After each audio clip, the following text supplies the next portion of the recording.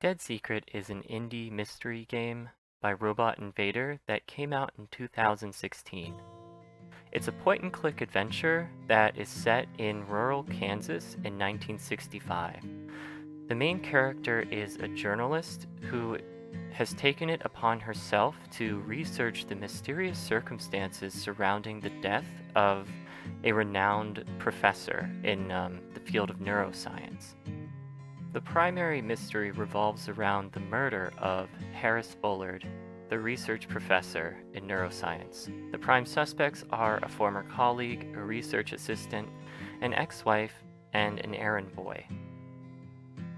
The main character's primary reason for being here is that she's a reporter, and this is 1965, so you can bet that she experiences some sexism in a mostly male-dominated role during this time period.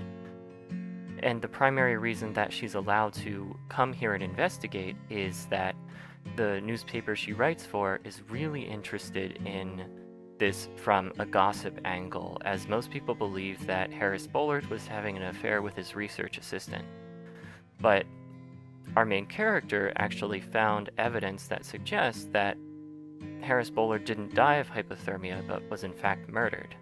So she's here to kind of prove herself and kind of get out of this small town publication and get to the big leagues and be taken seriously as a journalist. So one thing that doesn't work for me in terms of characteristics of the narrator is that the game makes reference at certain points to the fact that the narrator's arm is broken, yet we don't really get any reasoning behind it or any justification for why that's relevant, other than it seems to come up when there are heavy objects that need to be moved that people who don't have a broken arm would maybe have a little bit of trouble moving, but they would be able to do it. So for instance, there's a piano in the front hallway that she is unable to move out of the way, even though there's a hand truck. Now this just seems like a convenient way to have some blocked off areas that will later be accessible without having to do, I guess, more creative heavy lifting, to use a pun. But it just seemed pretty weak, since there's really not a relevant reason or a justified reason why she has a broken arm in the first place. So the main way we progress through the game is through the solving of the various puzzles. The researcher Harris Bullard was very paranoid that people were after his life's work for monetary gain, and so he basically set up his house with a bunch of puzzles and riddles to kind of keep his research secret. We can see one of the threatening letters that he gets from someone named the Woodcutter, and our primary goal is to solve these puzzles and figure out his research in order to get closer to the truth of who Woodcutter is and why they're after that research. From a difficulty standpoint, the puzzles aren't that difficult per se, but it offers a satisfying challenge, and you definitely, at least I did, I felt rewarded for being able to figure out the various puzzles. Now, while solving puzzles is the main way that you advance the plot or get further, you also have to sort of avoid getting caught by Woodcutter themselves. And in order to do this, you'll often have to run away and or hide in certain places and just kind of hope that Woodcutter does not find you. Now, these chase scenes, of course, make you feel powerless because, we can't fight back. The only thing that we can do is run away and hide, and that kind of amps up the tension of the moment and kind of adds an extra layer of fear.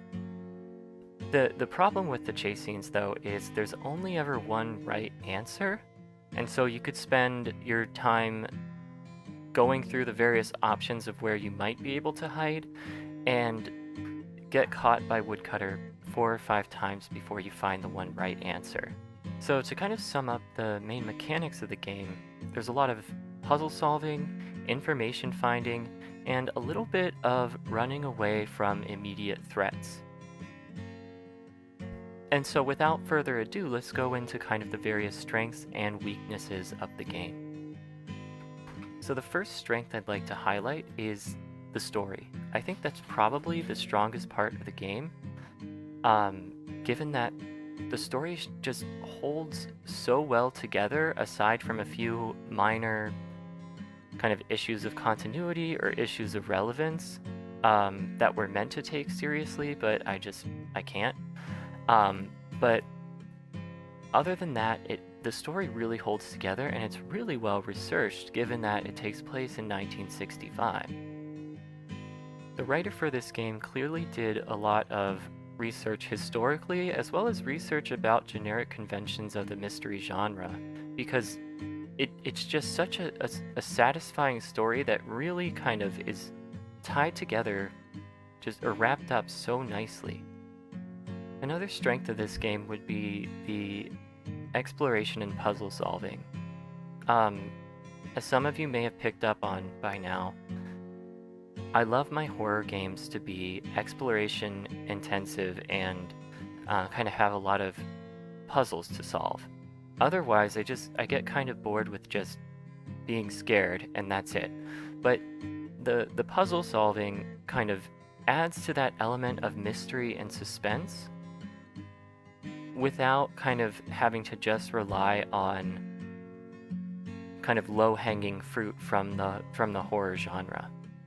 That being said, one thing that I found a little bit frustrating, and to be fair, this happened a handful of times, I would solve a puzzle and then the narrator would remind me of what to do with that information that the puzzle gave me access to, which could be a little bit frustrating, because I had been paying attention and it kind of took away the kind of pride in the moment of, oh, I know what to do with this information, because the game, even though I figured it out beforehand, then just told me, this is what you do with this. So that could be a little bit frustrating, but again, it happened a handful of times. Most of the time, I did have to kind of rely on my own memory and kind of carefully reading the various documents that I found throughout the game. Now, another criticism of the game is the length. It takes about 2 or 3 hours to complete the game. And for the asking price of $14.99 on Steam, I can't remember what I paid back in 2016, whether it was more or less than that, but for the asking price, that's just a little bit too much. I mean, don't get me wrong, the game is really fun, and for what it is, it's really well put together and has a lot going for it, but $14.99 is just too much to ask for a game that you can complete in 2 to 3 hours. That being said, if you're looking for a game with a solid mystery, with a lot of twists and turns that will surprise you, and you don't mind the higher price, this is definitely a game for you. I guess my only caveat is that this is something that is definitely worthwhile, especially if it goes on sale and is at a lower price. And don't get me wrong, I loved playing this game, but once you've solved the mystery once, and you spent 2 to 3 hours on the game solving that mystery, there's really no reason to go back unless you do what I did and wait 5 years until you've pretty much forgotten the story and the intricacies therein, and then go back to it.